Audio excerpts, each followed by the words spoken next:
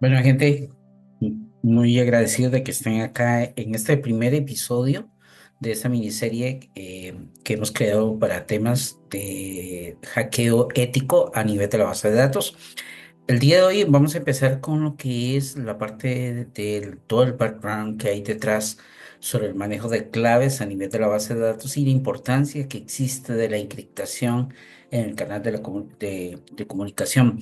Entonces, vamos a tener en total al menos por lo menos 4 o 5 episodios que los vamos a ir dividiendo en distintos videos y que vamos a ir liberando entre días lunes, miércoles, viernes y fin de semana para que ustedes lo vayan aprovechando. Previamente, estas charlas las he modificado para adaptarlas a la versión 23 ahí, que es la versión actualmente más nueva que tiene el motor de base de datos. Y también para validar que tiene esa presencia de, de, de ser algo presente y no algo viejo que no aplica directamente.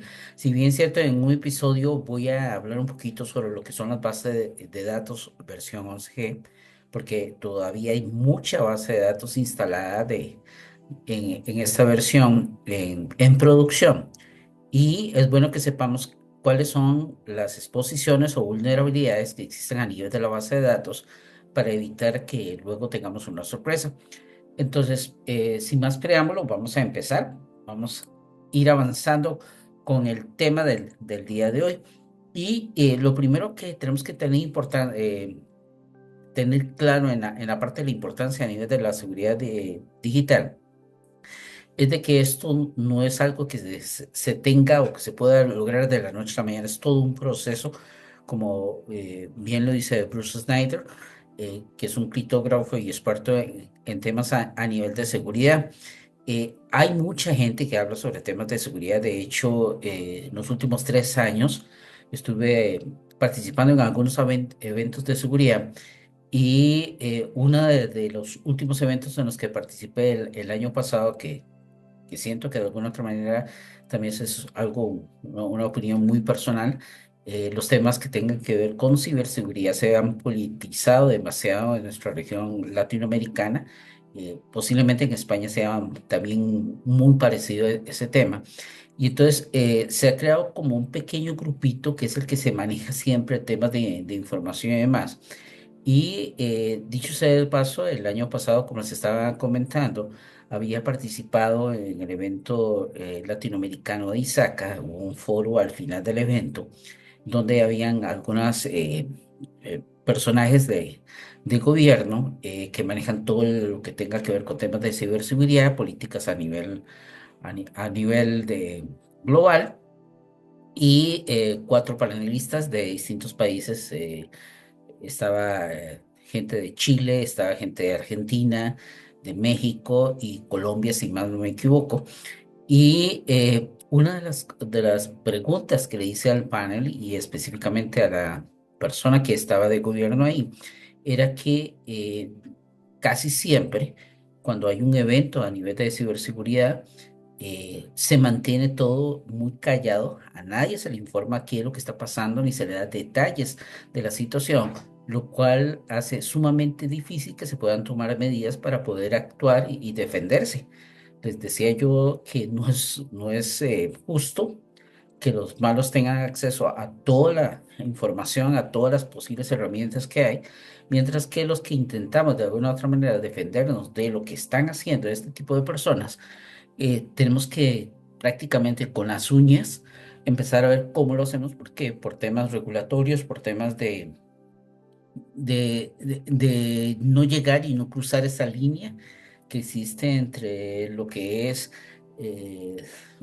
por decirlo así, un hacker de sombrero blanco y un hacker de sombrero negro. eh, Se evita o se dificulta la posibilidad de que podamos tener acceso a este tipo de herramientas. Entonces, esto es algo que se tiene que ir cambiando. Yo creo que es necesario. Recordemos que toda Latinoamérica básicamente ha sido el patio trasero de entrenamiento para casi todos los grupos de ciberdelincuentes que hay hoy en día, porque nosotros no tenemos los controles que generalmente tendrían otros países en otras latitudes, donde sí existe una política muy, pero muy adelantada, y muy avanzada con respecto a cómo llegar y hacerle frente a todo este tipo de situaciones que se pueden presentar. ¿Ok?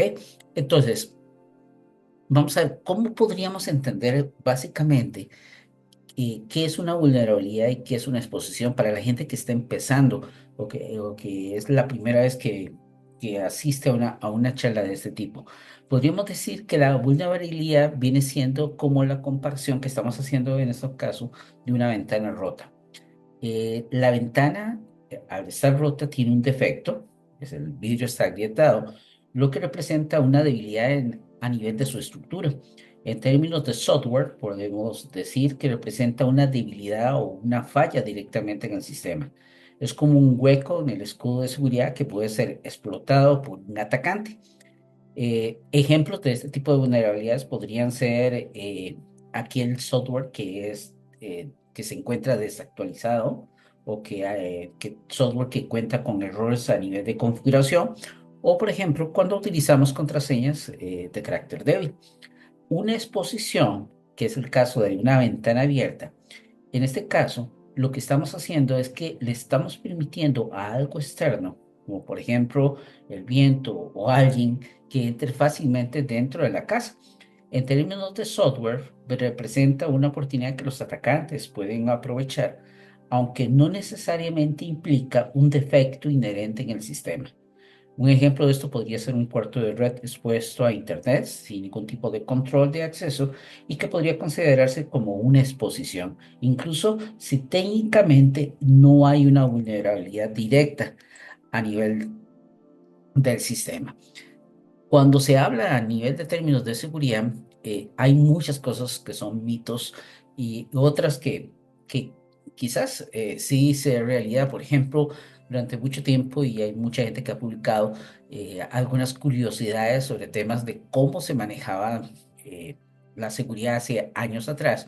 Y una de esas curiosidades indicaba que durante el periodo de la Guerra Fría, se había establecido una contraseña para la parte del lanzamiento de los misiles y que dicha contraseña correspondía a nada más y nada menos que una cantidad de ceros, de 8 ceros, para poder llegar y activar directamente el dispositivo. Y lo más curioso es que esa contraseña se mantuvo así hasta por un periodo de aproximadamente de 20 años. Esto es simple y sencillamente, hoy nos parecería alarmante, pero todavía en la década de los 60 y los 70 posiblemente no se veía como una exposición grave que tuviéramos una contraseña con este tipo de características.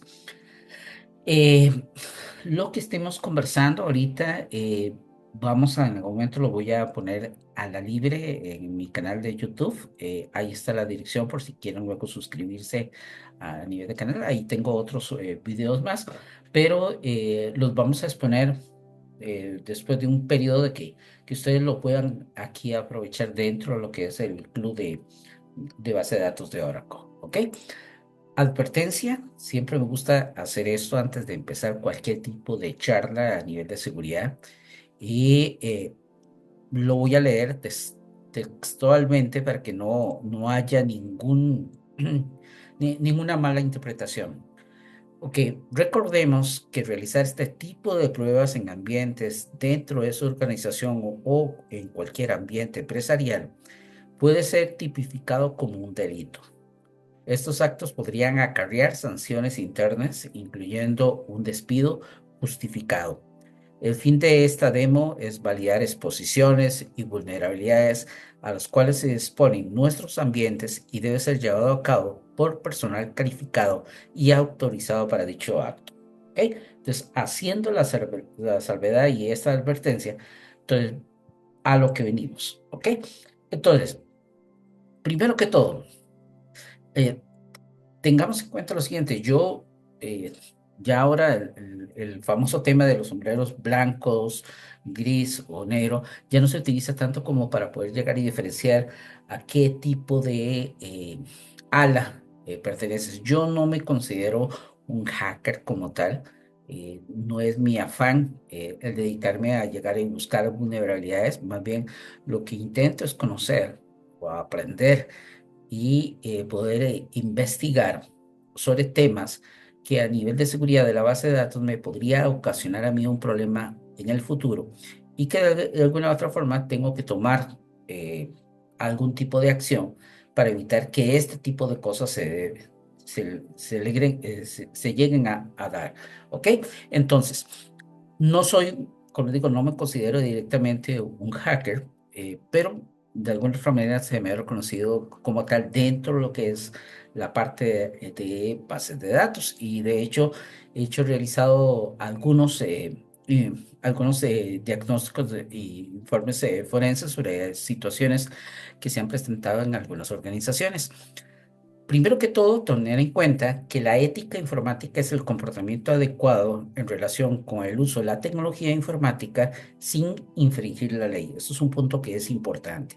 El delito informático es un acto ilícito y son acciones ilegales realizadas a través de conocimiento y el uso de tecnologías informáticas. ¿Ok? Entonces, esto para que lo tengamos en claro.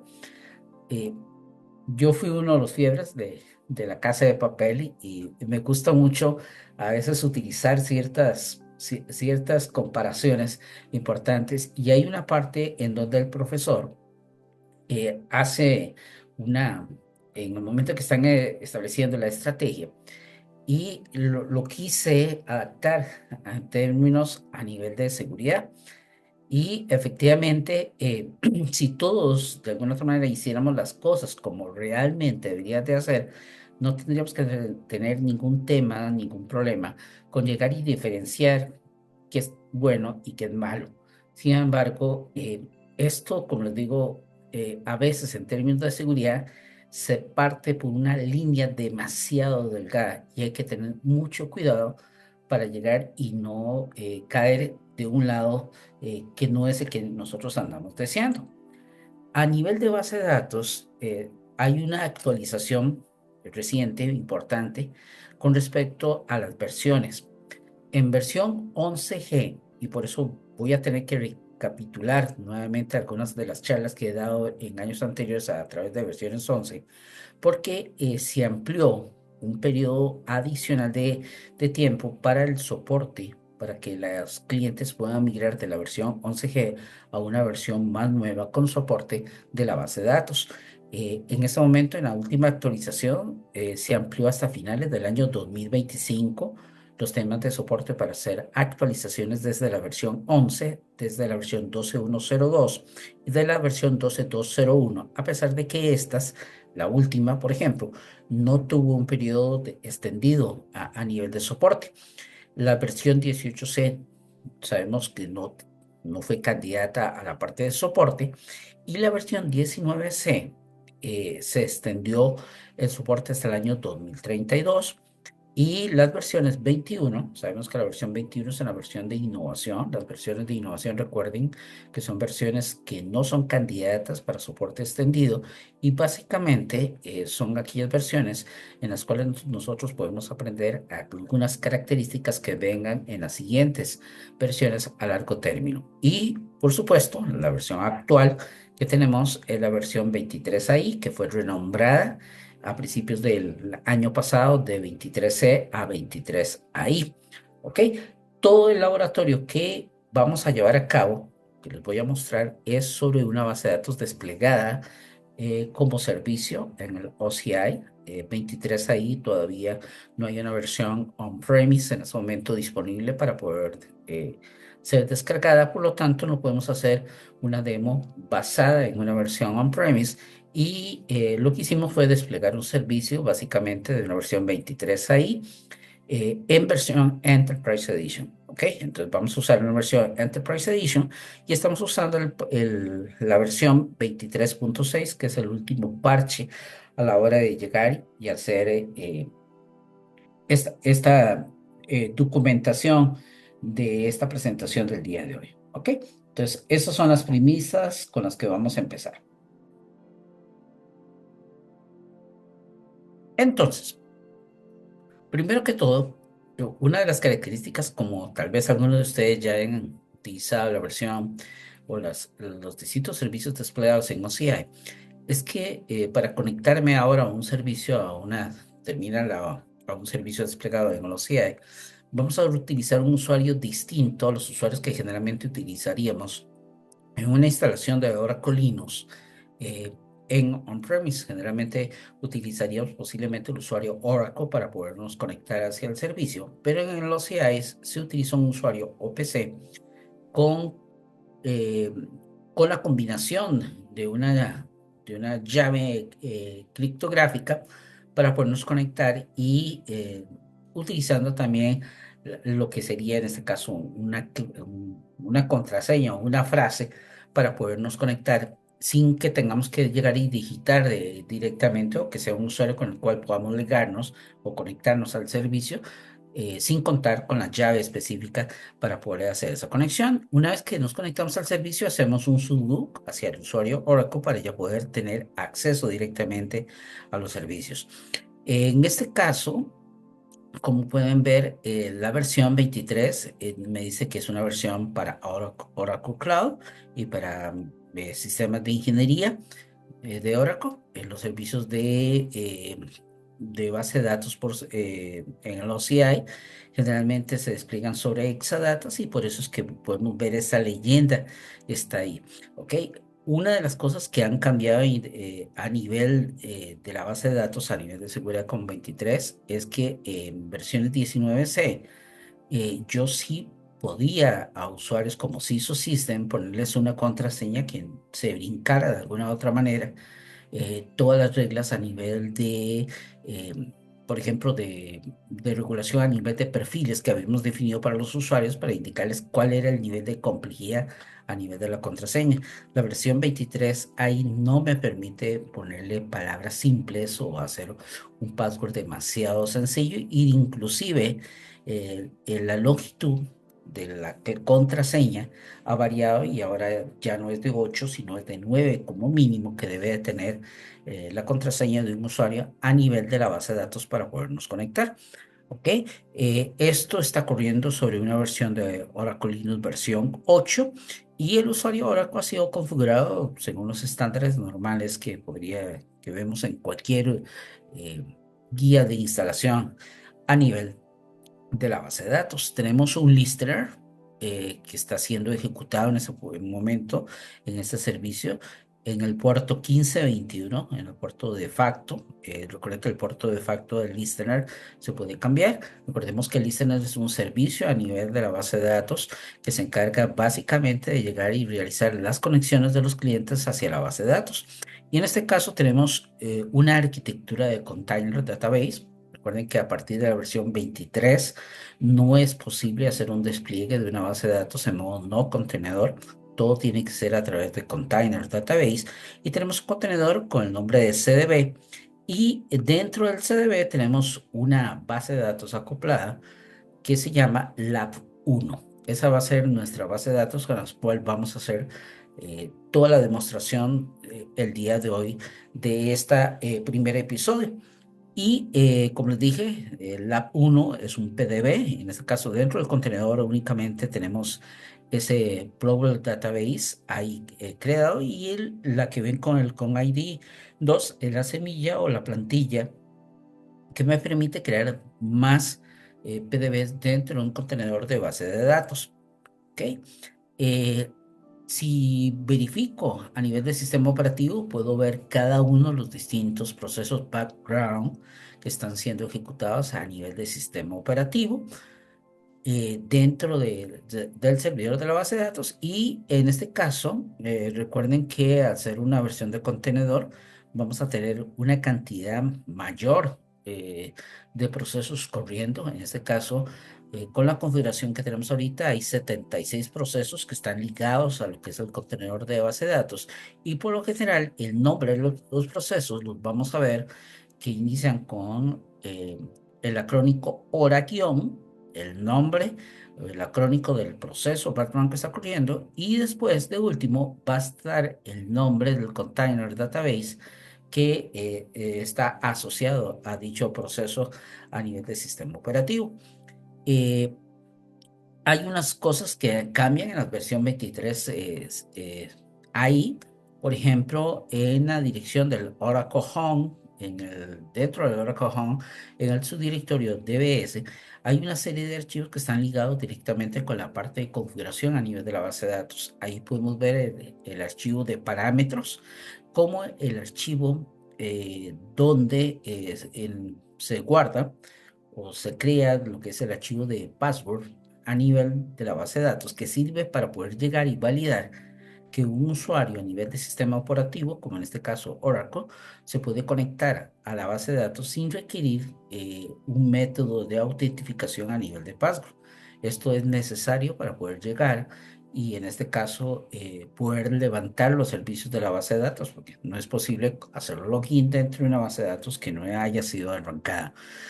La diferenciación acá es de que generalmente cuando yo en las otras versiones yo le hacía un cat o un more al archivo para poder ver el contenido del archivo hora PWC, nombre del servicio del contenedor o base de datos, generalmente podíamos ver que el archivo era un archivo de tipo binario y teníamos alguna salida. A partir de la versión 23C, 23 ahí, perdón, si ven a la hora que yo le hago un more al archivo, van a ver que la información dentro del archivo está instalada. No podemos ver ni siquiera, como antes, algún carácter especial indicando que era un archivo de tipo binario. Ahora no es posible poder tener o obtener información del archivo ORAPW a nivel de la base de datos. Otro archivo importante dentro de la configuración de la base de datos es el archivo hora base tab. Ese archivo, por lo general, nos permite llegar a identificar dentro de una configuración de una base de datos de container database, y en este caso en 23 ahí, si el Oracle Home al cual estamos teniendo acceso es un Oracle Home de solamente de lectura. Y en este caso, lo que nos permite ver es la ruta completa de donde está el Oracle Home y el Oracle Base, y la indicación con la letra N, lo que nos permite saber es que ese Oracle Home no es solamente lectura, eso no se puede utilizar para hacer una distribución de esa configuración a otro equipo para poder, por decir así, clonar la instalación que tenemos. En este caso, el estar en N indica que todos los cambios que yo haga a nivel de configuración dentro del Oracle Home sí van a ser visibles o sí se va a poder modificar la ruta donde se encuentra instalado el software. ¿Ok? Y si me conecto a la base de datos en un contenedor de base de datos, siempre en el momento que hago un connect right as is DBA, lo que estoy haciendo es conectándome al root, al contenedor root de la versión, en este caso 23 ahí. Y luego, a través de un alter section set container, yo puedo llegar y escoger cuál es el servicio al cual quiero conectarme eh, eh, para poder trabajar. En este caso lo vamos a hacer al app 1, y al hacerlo en el método que estamos haciendo, estamos usando en este caso entonces el usuario sys, el usuario super administrador de la base de datos para podernos conectar. ¿Ok? Entonces, lo primero que uno hace cuando anda buscando temas a nivel de seguridad es buscar aquellas opciones o aquellas cosas que pueden ser sumamente lógicas. Y en este caso, por ejemplo, si ustedes llegan y se conectan a una base de datos dentro del contenedor, en este caso al Lab 1, que es la que estamos utilizando, verifico a través de la vista del diccionario de la base de datos de Tab Columns cuántas columnas hay en ese momento dentro del diccionario de la base de datos que tienen el nombre de password. Y un punto interesante es que en 23 ahí nos aparece que hay 15 columnas que tienen ese nombre dentro de alguno de los objetos. Y uno de esos objetos es el clásico sys.user$. El sysuser.dollar tiene cierta información relativa a lo que son los usuarios a nivel de la base de datos. Recordemos que a partir de las versiones más nuevas de la base de datos, un usuario puede tener hasta una longitud de 128 caracteres, ¿ok? Y en el caso, si pueden ver, muy interesante, el password se guarda como un tipo de valor que puede ser un valor de tipo varchar 2 hasta de 4000 caracteres. Sin embargo, el número o la línea de la longitud del password no necesariamente son esos 4000 caracteres porque vamos a ver cómo es que se almacena directamente el password dentro de una base de datos. ¿Ok? Si yo llegara y yo buscara y seleccionara la columna password de la vista user dollar, nos vamos a dar cuenta que la información dentro de esa columna ha sido insolada. Recuerden que la diferencia entre una insolación y una encriptación es que en la encriptación sí vería algún tipo de carácter o de valor a nivel de la columna. En este caso lo que vamos a ver es blanco. O sea, no vamos a ver absolutamente nada. Eso es una insolación. Eso es para evitar de que si alguien tiene acceso a la información dentro de la columna, pueda utilizar algún método para poder detectar cuál es el password o cuál es el valor que se encuentra ahí mismo almacenado. ¿Ok? Pero resulta que, por ejemplo, vamos a llegar y vamos a usar un usuario, vamos a crear un usuario dentro de la base de datos que tenga un password específico. Si en ese caso, por ejemplo, yo llego y estipulo que quiero ponerle a un usuario un password de una longitud basado solamente en caracteres, la forma en cómo contesta la versión de 23 ahí es un poco más explícita a la hora de llegar y indicarnos con sus mensajes de error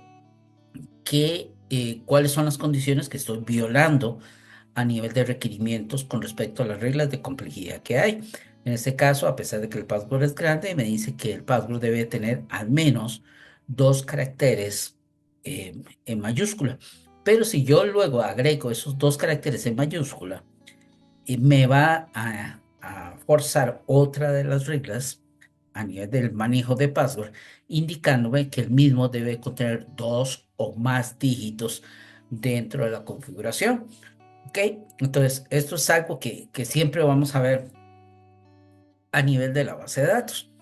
Pero resulta que no solamente es eso, sino que también la parte de reglas me indica que yo debería de tener al menos dos caracteres especiales. Entonces, en este caso, a la hora de crear el usuario demo, hemos modificado el mensaje que queremos tener como password para ese usuario, ¿ok? Y a ese usuario le vamos a dar solamente privilegios de crear sesión a nivel de la base de datos, ¿ok? Y aquí hay un detalle interesante, es que dentro de, dentro de los objetos que hay a nivel de la base de datos, hay un conjunto de columnas que tienen un nombre que se llama Spare One, ¿ok? Perdón, Spare, ¿ok?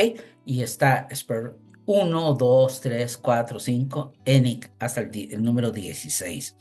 Estas columnas, si ven, son de distintos tipos de datos. Entonces, no todas las columnas guardan exactamente la misma información. Cuando uno se pone por decir así, a travesear a mí me llamó mucho la atención esto hace 8, 9 años atrás, de qué era lo que había dentro de esas columnas a nivel, en este caso, del objeto de la vista user dollar. Y resulta que me encontré que en alguna de esas columnas guardaba cierto tipo de información que no estaba insolado, que estaba encriptado, pero que no estaba insolado. Y específicamente la columna Spare4 tiene dos partes dentro de su configuración. Tiene primero una cantidad que tiene una longitud de 60 caracteres, que es donde se guarda el hash del password y el algoritmo con el cual se está almacenando dicha información. Y luego tiene 160 caracteres o 80 bytes para el caso de lo que es la versión 12.1.0.2 en adelante, que se compone de dos partes, un valor de tipo hash y los últimos 32 caracteres o 16 bytes corresponden a un valor de verificación a nivel de datos, ¿ok? Entonces, la información que hay en Spare4 se ve así como están viendo en la parte inferior de la filmina que está ahí, haciendo la diferenciación de qué es lo que compone cada una de las dos partes de esa columna, ¿ok? Si yo llego y hago esa consulta dentro de Sys User Dollar, que únicamente es accesible usando el usuario Sys, no se puede accesar con System o con un usuario que tenga privilegios de DBA, voy a ver el contenido de lo que está almacenado dentro de esa información. Si yo llego y modificara al usuario demo y le pusiera otro password específicamente, ¿ok? Si yo luego llego y agarro la línea específica que estaba almacenada dentro de esa columna y lo pongo dentro de comillas simples, voy a poder restablecer el password que tenía previamente el usuario. De hecho, vean que en este caso, esos son los detallazos que hay. Si yo llego, intento a demo, llegar y modificar el password y poner el mismo valor que había previamente, él me va a decir que el password no puede ser reutilizado. Recuerden que recién acá se acaba de crear el usuario demo, o sea, no le hemos cambiado más usuarios. Esto, entonces voy a crear otro usuario, le voy a poner demo 1, le pongo el password, el último password o un password ahí cualquiera, le doy privilegios al usuario demo 1 para que se pueda conectar a la base de datos y al usuario demo 1 vean de que sí lo puedo modificar, porque este no tenía el password que tenía el usuario demo, sí lo puedo modificar por los valores, colocándolos entre comillas simples, y a la hora de intentar conectarme a la base de datos con demo 1 y el password tienes el culo roto, dólar 2024 dólar, vean de que sí me puedo conectar sin ningún inconveniente. O sea, efectivamente, si yo utilizo la hilera completa a nivel de la base de datos, de lo que se guarda dentro de Spare4, se lo puedo dar a otro usuario y poderme conectar con ese valor específico que estaba ahí.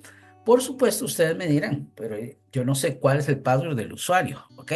Más adelante, en otro episodio, vamos a ver que es posible llegar y colocar una pieza de software malicioso dentro de la base de datos, de tal manera que el DBA pueda capturar cada cambio de la contraseña que realiza un usuario, porque efectivamente es como ven en la parte inferior de esta filmina, la base de datos ha implementado ahora un historial de claves para llegar y evitar que un usuario reutilice una contraseña eh, cada vez que quiera cambiar, que era algo muy común cuando un usuario llegaba y muchas veces se le vencía la contraseña y decía, ay, póngame la misma.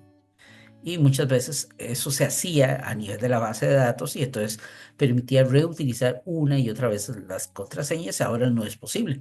Entonces vamos a ver de que sí es posible crear una pieza de código malicioso que me permita guardar aquella contraseña que no tiene absolutamente nada que ver, en este caso, con, o sea, guarda la contraseña, pero en este caso que la guarde dentro de un objeto al cual posiblemente solo yo, como DBA, recuerden que el DBA, como bien lo he dicho en muchas presentaciones, es el dios de la base de datos, ¿ok? Tiene una responsabilidad sumamente alta con respecto a cómo se maneja la información dentro de la base de datos y quién tiene acceso, quién o quién no la tiene. Entonces, dependiendo entre pasar esa línea que hablamos de la línea blanca a la línea negra y convertirse en un sombrero gris, que podría actuar de una manera a otra dependiendo de ciertas circunstancias, es muy, pero muy poquito, es una línea muy delgada, ¿ok? Entonces luego vamos a ver cómo podemos hacer ese proceso para poder llegar y capturar esa información y saber y decir, ah, es que este usuario, la contraseña que tiene es tal. Entonces yo podría utilizar el algoritmo, en este caso toda la línea completa con su algoritmo hash y demás, para poder llegar y dárselo a otro usuario y poderle cambiar la contraseña o saber cuál es la contraseña que ese usuario está utilizando. ¿Ok? Entonces, si yo veo, como les digo, a nivel de la base de datos, Ahora hay una serie de objetos, entre ellos user raya abajo history, dólar, que me permite llegar y verificar en qué momento o ver el historial de cambio de contraseñas que un usuario ha tenido y puedo ver los mismos valores que estaban en la parte del spare for almacenados dentro de esta línea. Y entonces aquí el tema es de que puedo verificar efectivamente que cuáles son el contenido de los padres, si son idénticos o no. Si ven la línea número uno, que está asociada al usuario 136, que es el usuario demo, y la línea número 4, que es la 100, que dice el usuario 137, van a ver que los valores son totalmente idénticos entre ambos. O sea, recuerden que le colocamos el valor a través de los valores de hash y los deja de los valores del spare for y entonces los deja totalmente idénticos. ¿Ok? Entonces, si continuamos ahí, vamos a ver de que básicamente dentro de esta vista podemos ver inclusive un detalle específico del momento que un cambio se ha realizado a nivel de contraseña. O sea, darle como un orden en el momento en que se han ido haciendo los cambios de contraseña para saber cuál contraseña es más antigua o más nueva a nivel de la base de datos. ¿Ok? Y también en este caso, por ejemplo, si vemos ahí, podemos ver de que dentro de los valores que están en SPARE4, bien de que hay un valor S y más adelante hay un valor T. Y el valor de T en la línea del SPARE4 es lo que se almacena dentro de la parte de User History Dollar. Quiere decir que del valor T en adelante es donde corresponde efectivamente al valor de la contraseña y el S era lo que hablábamos, la parte que tiene que ver con el algoritmo con el cual se está encriptando el valor de la contraseña como tal. Entonces, al ver en el valor de SPARE4, yo sé que a la hora de hacer una consulta, el valor que está de T en adelante corresponde realmente al valor de la contraseña que está asociado a un usuario a nivel de la base de datos. ¿Ok? Ahora, ¿de qué sirve esto? O sea, ¿cómo se podría utilizar? ¿Ok? Yo puedo llegar y yo como DBA, que tengo el usuario SYS y el usuario Oracle, ¿ok? Podría tener, como estoy conectando con OPC, también podría, sin necesidad de llegar y contar con la información del superusuario root, a través de una línea desde OPC de comando, yo puedo llegar y tomar las credenciales del usuario root.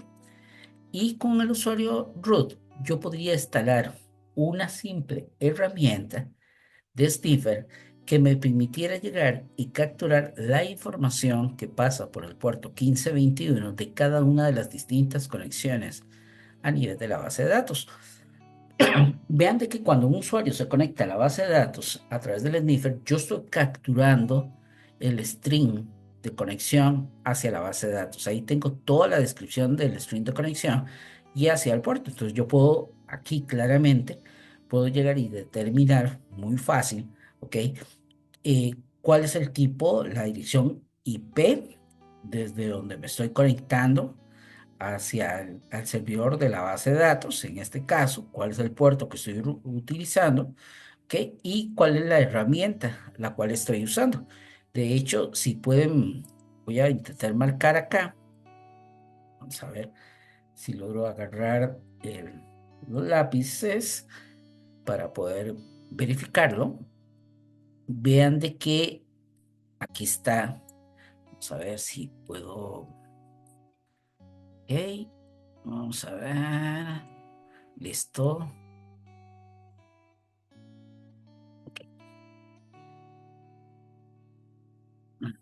Esta no es la línea.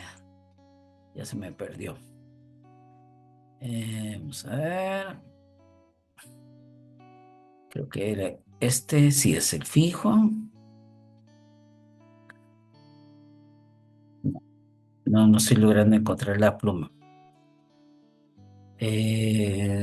Mm, quiero dibujar. y esta. No, no, no estoy llegando a cuál es la pluma de acá. Bueno, no vamos a. Lo cierto es que yo creo que sí pueden ver en esta parte de acá, ¿ok? Que aquí está la dirección IP de la máquina a la cual me estoy conectando, ¿ok? Entonces, ¿qué pasa? ¿Qué tenemos por acá? Vean que a nivel del sniffer, uno de los detalles es que aunque sea una base de datos Enterprise, la versión Enterprise tiene acceso a una serie de opcionales dentro de la base de datos que tienen que ver con temas de seguridad. Sin embargo, esos opcionales no están activas de facto. De facto, aunque yo las tenga, tengo que configurar a nivel de la base de datos para poder activarlas y tener acceso. Entonces, el listener, por lo general, me va a permitir ver, o si pongo un sniffer en el puerto 1521, voy a poder ver cierta información que se está moviendo a nivel de la base de datos. Inclusive, un detalle es que si ustedes ven el SQLnet.hora, el SQLnet.hora ya trae una serie de parámetros adicionales que tienen que ver propiamente con lo que es el manejo o la activación de la encriptación a nivel del canal de comunicación entre el cliente y la base de datos para llegar y evitar que se pueda ver información por conexiones o por usuarios dentro del sistema que no tengan autorización. Si tenemos por alguna razón, existe una separación de responsabilidades entre el administrador de sistemas y la base de datos. El administrador de sistemas no debería de tener acceso a la base de datos porque no es su trabajo como tal, pero si él pone un sniffer en el puerto, él sí podría ver cierto tipo de información. Entonces, ¿qué es lo que puede ver? Por ejemplo, estoy creando un usuario, nuevamente, el usuario demo, le estoy dando privilegios de crear sesión y estoy dándole privilegios para crear una tabla. Y en este caso, al usuario demo, le estoy indicando que su tablospace de facto es user y que tiene una cuota ilimitada para que podamos ingresar información. Y me conecto a la base de datos, en este caso es una base de datos que estoy usando, que se llama clase, ¿ok?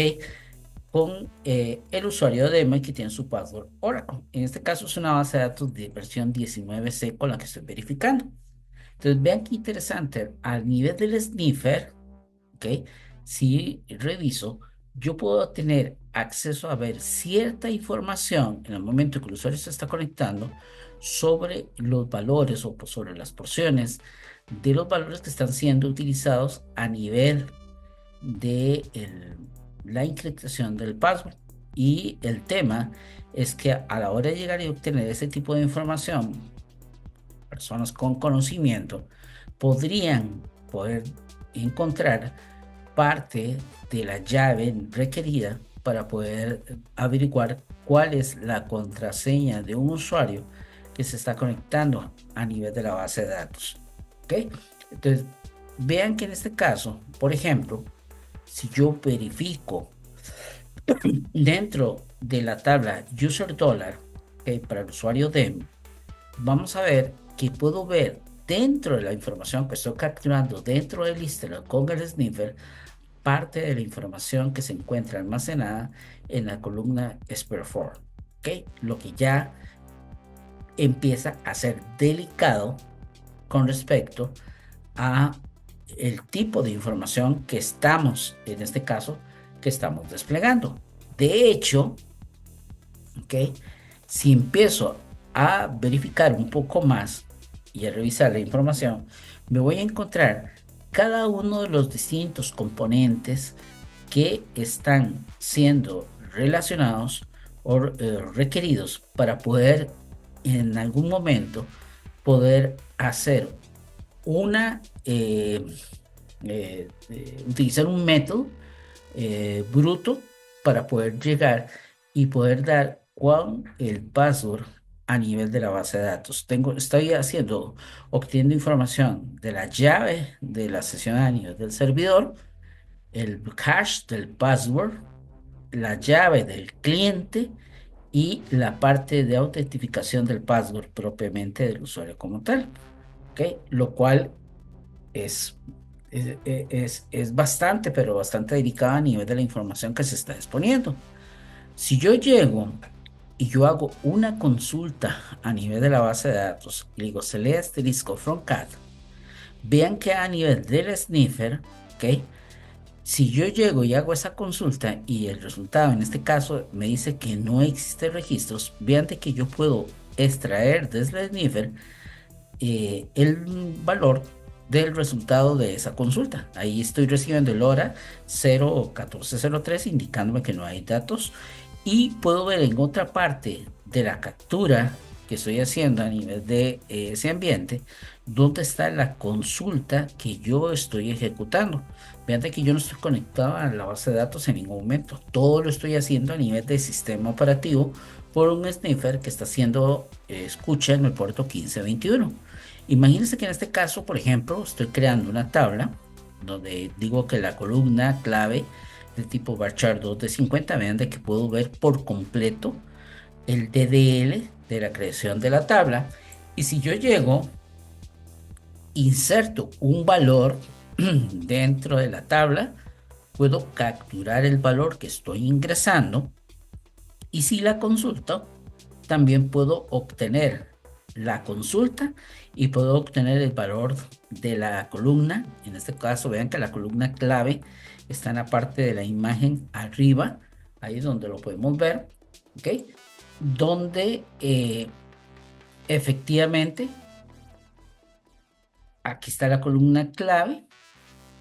Permíteme, vamos, voy para atrás. Aquí está la columna. Hoy no me estás, no le estoy llegando, no me está permitiendo. Generalmente me sirve las plumas y hoy he estado intentando con ustedes colocarlo y no me está funcionando. ¿Ok?